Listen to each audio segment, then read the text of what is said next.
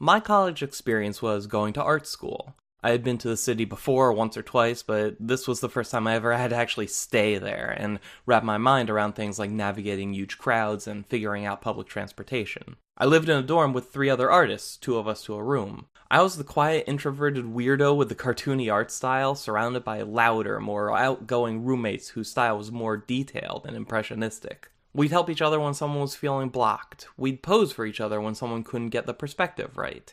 We'd critique each other's work and push each other to stay motivated. We'd constantly ignore everything important to play Smash Brothers. Hell, there was even a girl down the hall from us who drew adult comics.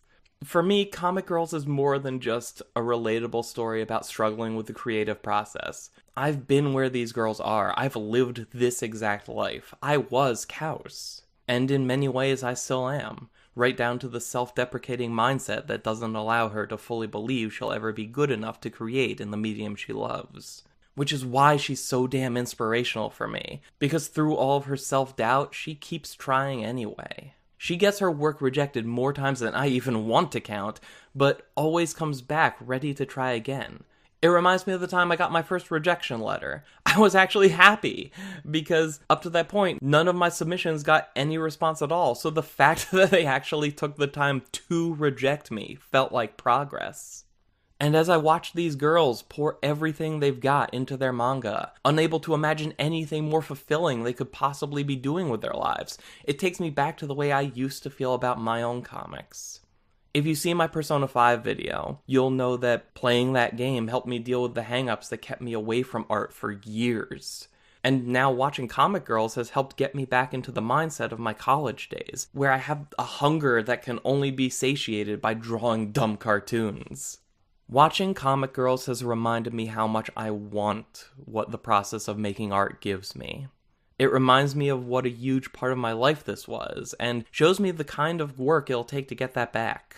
It'll be difficult, it'll be nerve-wracking, it'll be filled with endless anxiety and constant failure. And it'll be worth it. There's a scene in this show where the girls have to free up space in the dorm by getting rid of their old work, and it's hard for them. Those pages represent so much time and effort, so much of their lives, but they do it anyway. They toss their hard work into the fire. And I'm reminded of something my life drawing teacher taught us at the beginning of freshman year, back when we were all new and nervous and super concerned about making mistakes. He told us, don't be precious about your art. If you're worried about every little mark being perfect and precise, you'll never get anything done. If you make a mistake, erase it. If you can't fix it, tear the page off and throw it away. There's a fresh blank one waiting underneath. Acknowledging our past and learning from our mistakes is important. It's the only way we'll grow. But sometimes we accumulate too much baggage and become unable to move forward under the weight of our own anxiety, until we can learn to stop hanging on to our failures so tightly. Just like Kaus burning her armfuls of rejected pages, sometimes we need to leave old failures behind so we can make room for whatever is going to fill that next blank page. So let's talk about your creative process. What do you make, and how do you feel about it? Feel free to post a link if you have a blog or a Tumblr or a DeviantArt or something. And thank you for taking the time to watch. Hopefully the next time I bring this up, I will have something new to show for it.